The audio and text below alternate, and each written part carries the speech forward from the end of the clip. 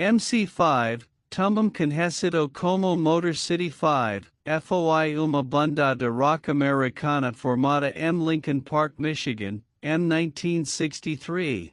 A formação clássica, consistia no vocalista Rob Tyner, nos guitarristas Wayne Kramer e Fred Sonic Smith, no baixista Michael Davis, e no baterista Dennis Thompson. 1963 to 1967 Formação e primeiros anos.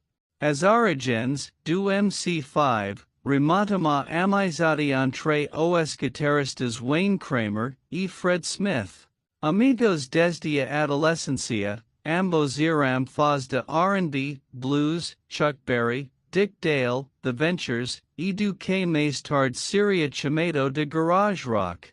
Adoravam qualquer música com velocidade, energia e uma atitude rebelde.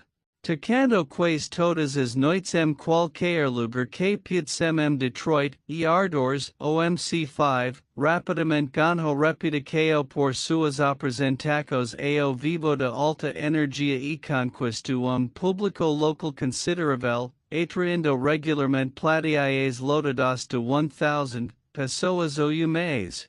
O escritor de rock contemporâneo Robert Bixby afirma que o som deles era como uma forca catastrófica de natureza que a banda mal conseguia controlar. Don McLeese observou que os fãs comparavam o POS show do MC5 ao delírio e exaustão após uma briga de rua ou uma orgia.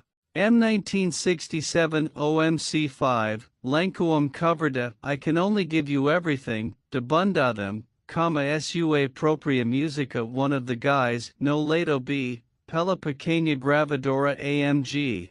1968 to 1969, Kick Out the Jams. Naquele verão, OMC5, fez uma turn pela costa leste dos Estados Unidos, que gerou uma resposta enorme, como grupo frequentemente ofuscando os artistas mais famosos para os que abriam shows. McLeese escreve que, ao abrir para o Big Brother and the Holding Company, o público regularmente exigia vários bis do MC5, e uma série memorável de shows, o Cream, dos principais grupos de hard rock de época saia do palco derrotado. Essa mesma turn pela costa leste levou a associação do MC5, como grupo radical up against the wall motherfucker.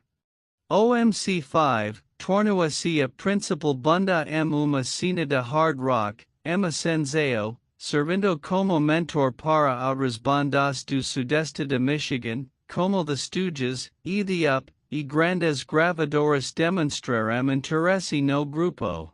O MC5 teve início promissor que lhes rendeu uma capa na Rolling Stone, em janeiro de 1969 e uma matéria escrita por Eric Ehrman, antes do lançamento de seu álbum de estreia ao vivo.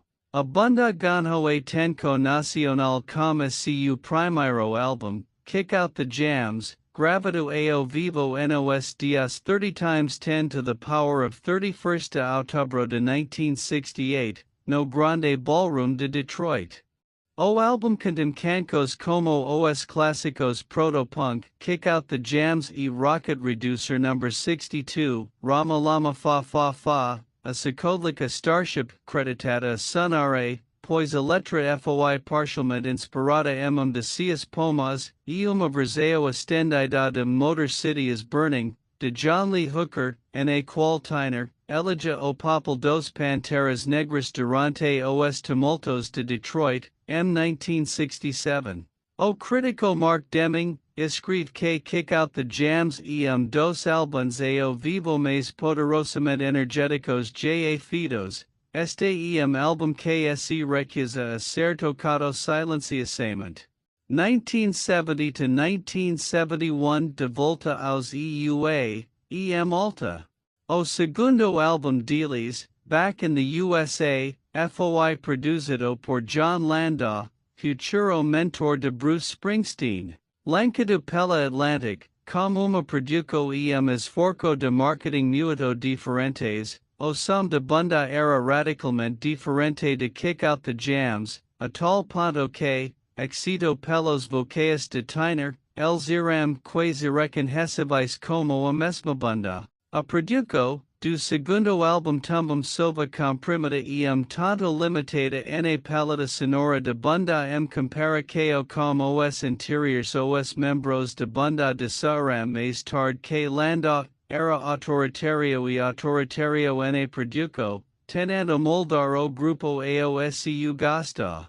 O terceiro álbum de banda, High Time, produzido por Jeffrey Haslam e gravado por Artie Fields, provo ser influente nas bandas de hard rock dos anos 1970. Este lançamento veio a banda se expander com faixas mais longas e experimentais como Future/Now e Skunk, sonically speaking, influenciada por Sonare. O primeiro reencontro, público de banda após 6 anos de gravacos como grupo foi como quarteto, uma apresentação homenagem à vida do falecido Rob Tyner, concerto no State Theater, Detroit, 22 de fevereiro de 1992. O evento teve grande público e conta com a presença de The Rationals, Scott Richardson, do SRC, The Romantics, D.D. Ramone, The Cult, e outros músicos. A banda não estava anunciada naquela noite, mas sua participação era especulada. Wayne Kramer era o único membro do grupo confirmado e o show dura cerca de 30 minutos. A gravação dessa apresentação permanece inédita. M2 de fevereiro de 2024, Kramer morreu após ter sido diagnosticado no mês interior com câncer pancreático. Thompson morreu de ataque cardíaco, M8 de maio de 2024, aos 75 anos. Esse voce gasto, de like compartilhe e continue, acompanhando os nossos vídeos SEO canal Histórias do Punk Rock e uma próxima galera.